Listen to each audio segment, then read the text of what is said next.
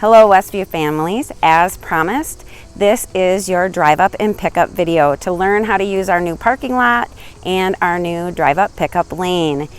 And we are positive that this is going to make it safer and better for both students, parents, and staff. Hello, I'm Officer Jared. I am the new Community Resource Officer this school year. I'm very excited to meet each and every one of you guys. A couple of things I wanted to touch base on would be the new improved drive at the Westview Elementary parking lot. To start, you will no longer have an ability to enter the school from the front from Camp Street. That entrance is gone. This new drive up and pickup is a one-way, and you have to come around and enter on Western Avenue. When you enter, you can choose one of two lanes. In the right lane, that's the staging lane or the lane where you get in to be able to drop off or pick up your child right from your car.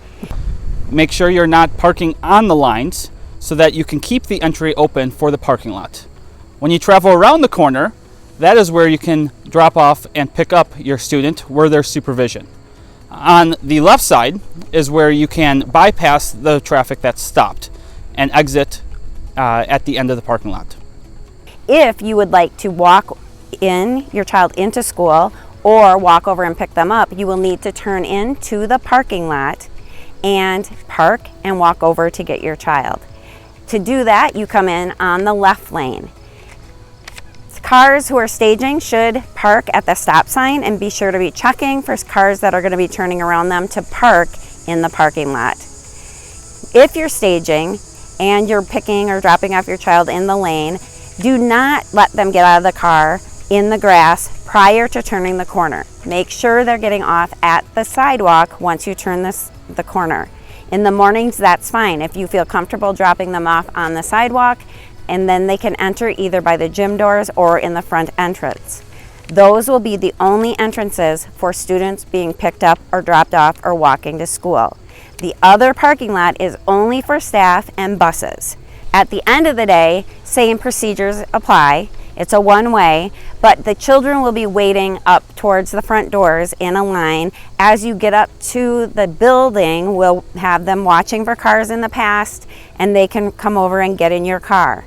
Please make sure that children are getting out on the right side of the car and getting in your car on the right side. We don't want them having to walk in front of your car or behind your car to get in on the other side. That's dangerous because other cars may be coming by or pulling out.